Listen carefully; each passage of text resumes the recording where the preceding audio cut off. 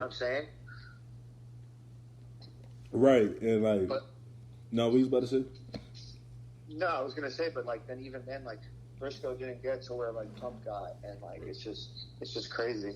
Yeah, cause what I was about to say was that someone told me that like the little pumps in them, like the reason why they got so big is because I hear different stories about certain artists don't like to get interviewed by certain media or whatever or whatnot, but they felt like the pumps, the X's, the skis, all of them was more open to doing interviews.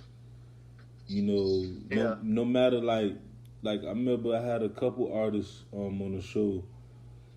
They had about 20K followers, but little on me, my podcast, just coming up, they was willing to get on the show. Like you wouldn't get that from artists from our generation or before. So some yeah, people said that was the case because they're more like accepting like of just yeah. They're like more accessible. yeah, like they Yeah, don't no, absolutely. And I think that also comes from just like the internet. right. It's like I feel like when we were growing up, it was kind of just like outside of Florida, it was just people being like boom, like kind of like fed to you. Like there wasn't like yeah, there was like little underground sites like you go to Gap Tips and you can go to Hot and Hip Hop, Right. but like they're still like feeding you like the top stuff. Right. Like and you're not like the social media is not even as connected as it is now. At that point, you're like, you hear a mixtape on that Piff, and like, if you really, really fuck with it, you're gonna go try to find them. But otherwise, you're just like casually listening, and the next thing you know, fucking Drake pops out of nowhere and becomes fucking Drake Right. in like a nanosecond to the outside public.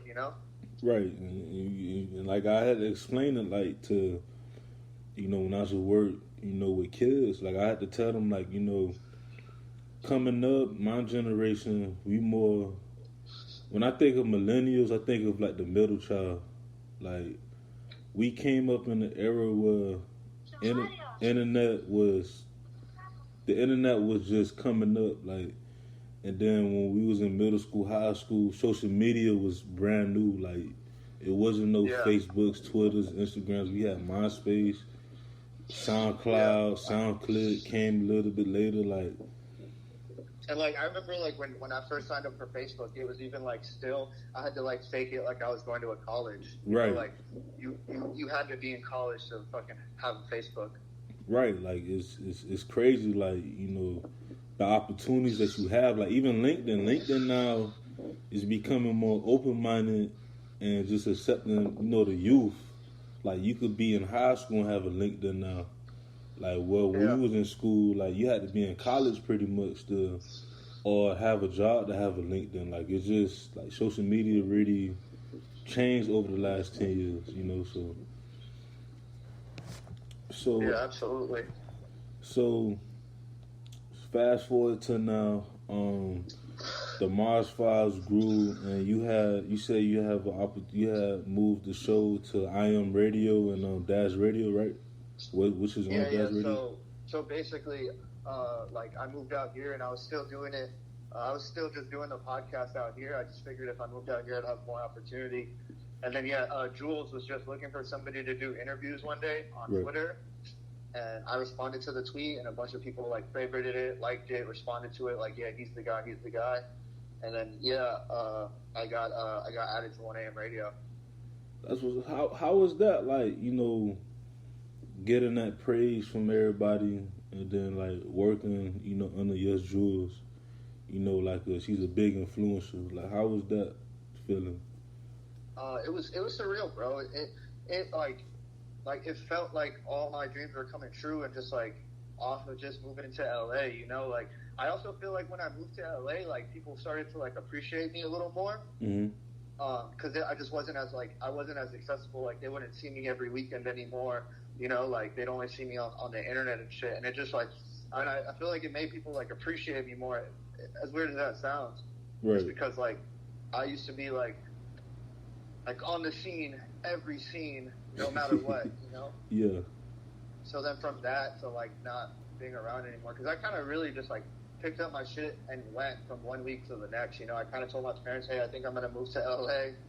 and my friend said I could stay with him for a little, and I just started figuring it out. And yeah, I was maybe in LA for like 3 months when that happened, and it felt surreal, bro. It felt surreal, and it was crazy too because I was trying to get on Dash, you know.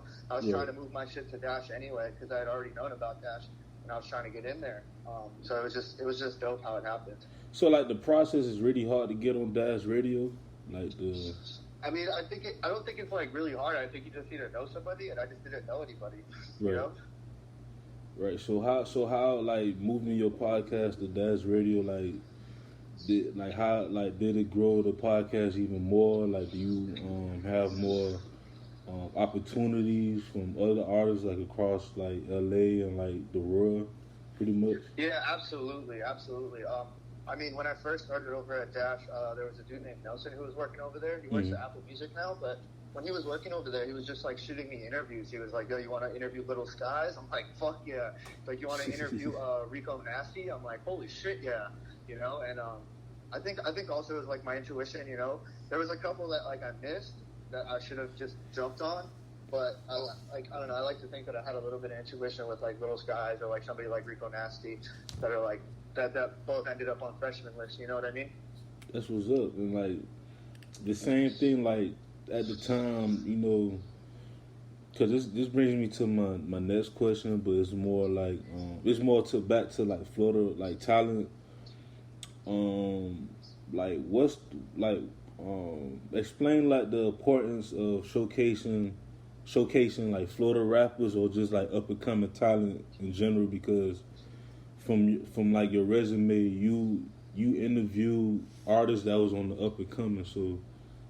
Like, explain, like, the importance of that, because I feel like a lot of people kind of lost that in a way where they just try to get to the big fish, the big whale, instead of, like, feeding the small fish. Right next to you. Yeah. What I always tell people is, like, because everybody's always trying to just, like, reach up and get, like, the next biggest person or the person who's already the biggest thing. Right. And I always tell people, like, instead of reaching up, like, reach left and right and, like, build a foundation. Because if you're just building, it's like if you're building a building, you know, if you build a building on a fucking 1x1 square and you just start building it up, it's gonna fall down, you know. Right. So like, I always tell people like build left and right, you know, like really build the foundation, and you never know you really never know, man. I mean, you could definitely have some like good like educated guesses, but you really never know what's gonna happen with these people in the future. Right. Yeah, because I always had that too, like, you know. Whenever, like, I have any guests on the show, I don't care if they, you know, big, small, whatever, like, I always feel like you never know who's going to listen to their interview and who going to, you know, reach out to me and things like that, because that happened to me, and it's like, when I know that someone listened to an episode, I'm thinking, like, all right, 10 people listened, all right, 20 people did. Maybe 25 did, and it's just like a domino effect, you know. So yeah. So that's what's up. And also, I just also think that like, I don't know, it's got to be like there's the problem with Florida is there's no real industry. Like we were saying earlier, there's like you were saying, there's no labels, there's no this, there's no that. Like I think that's important too. Is like to build that infrastructure, because that's what Florida needs is an infrastructure. Right. I mean, we could turn people out like super fast because there's a lot of talent there. There's no infrastructure for people to build up. You know, it's kind of just like, okay, I put out some music. Okay, people are listening. Okay, now what? Do you? Cause you know what? You know, you have a great point, because I talked to a few people about this on the show. That's from here, especially like when it comes to like, you know, music and business and stuff like that. Do you feel like sometimes it's our fault as like, you know, people from Florida that's like, for example, like if we know that we have a lot of talent down here, do you think that people should try to, instead of trying to get signed to a label or get this deal for like their marketing company or whatever the case, like you think they should just continue to grow the brand and then eventually, you know, I guess become like Bad Boy, you know, Bad Boy it wasn't a label like how it is today when it was like 20 plus years ago, or even Cash Money or No Limit or even Slip and Slide. Like, you think that we should go back to like just growing the brands and just trying to, like, I guess have more, like you said, structure, and have more like leaders to like open up the doors for these talent, individuals? Yeah, I mean, I don't think that that's our fault. I think that's just the way, like, the city is. Right. Like, the city is just built on partying, like, shit doesn't close. Like, for example, like, in LA, everything closes at 2, Yeah.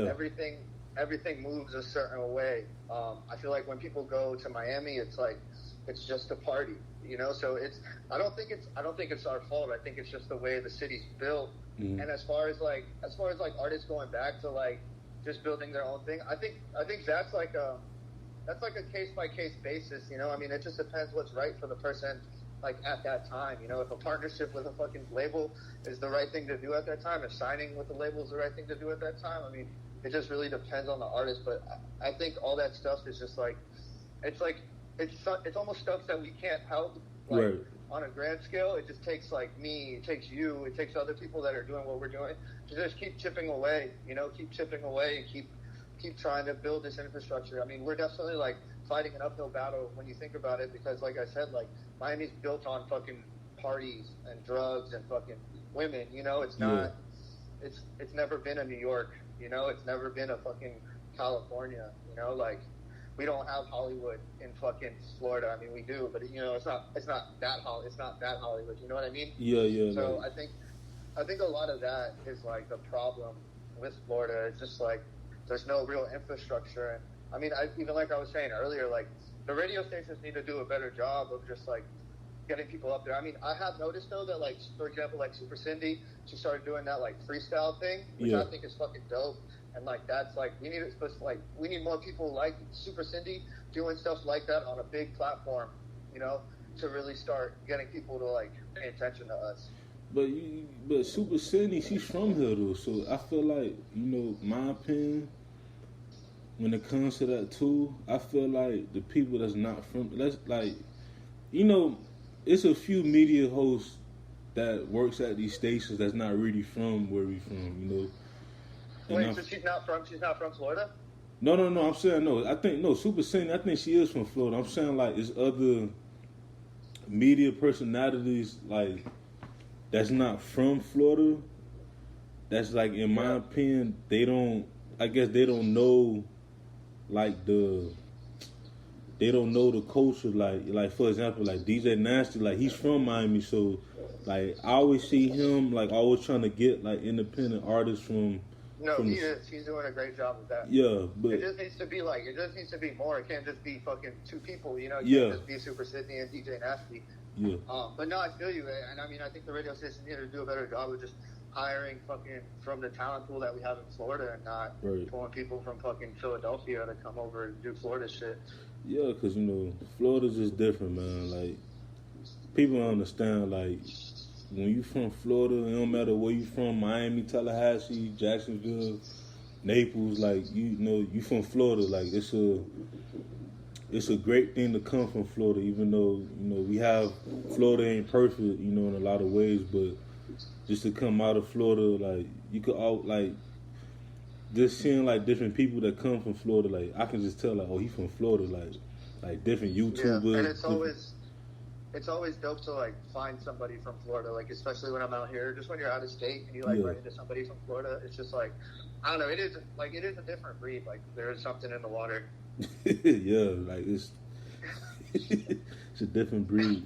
So, you remember about 10, 15 years ago, us being from Dade County, like, it was nothing but artists that came up from Dade County. And then eventually, like, Ace Hood came out, and he put Broward on the map. Fucking Ace Hood, that shit was such a moment, man. A legend, right? I remember I used to go to, like, there was like some hookah lounge that had Ace Hood special guests, and it was just fucking amazing. And I was just in the front row screaming every fucking word. Yeah, cause I feel like Ace Hood, like, nowadays, I feel like he's unappreciated, like, in just hip hop in general, because the man is a lyricist, you know. But Absolutely. to